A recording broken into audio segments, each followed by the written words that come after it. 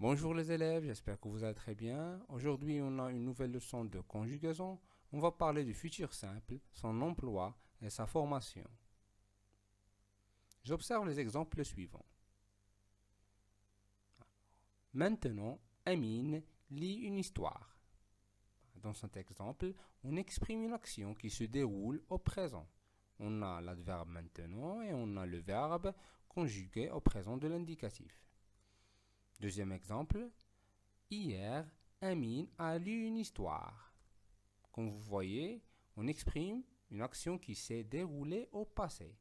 On a l'adverbe hier, un adverbe de temps qui marque le passé, et on a le verbe lire conjugué au passé composé. Le troisième exemple, demain, Amine lira une histoire. Dans cet exemple, on exprime une action qui se déroulera au futur. On a l'adverbe demain qui marque le futur et on a le verbe lire conjugué au futur simple. Alors, on a commencé par ces trois temps pour se situer dans le temps et pour comprendre la valeur du futur. Alors, maintenant, on passe à l'emploi du futur. Alors, le futur simple est utilisé pour parler des projets d'avenir, des projets qui vont se passer dans l'avenir, dans le futur, ou bien pour faire des prévisions. On va voir des exemples pour comprendre. Demain, Amine jouera un match de football. L'année prochaine, j'achèterai un nouveau ordinateur. Un jour, nous visiterons l'Australie. Alors, ces trois phrases contiennent des verbes conjugués au futur simple, contiennent aussi des adverbes qui marquent le futur. Alors maintenant, on va parler de la formation du futur simple. Comment on conjugue un verbe au futur simple? On commence par des exemples.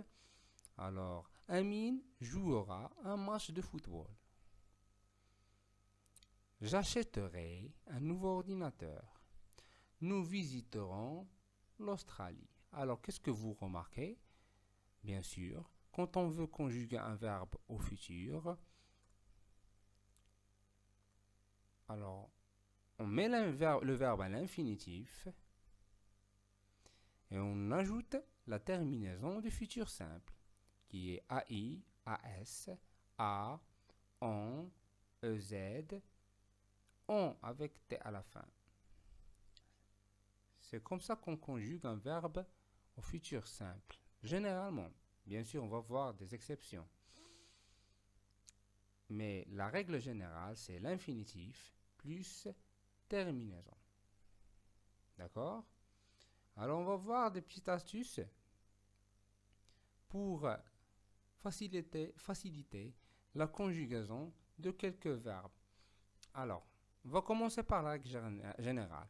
Alors, pour former le futur simple des verbes en ER et en IR, on procède par la règle générale.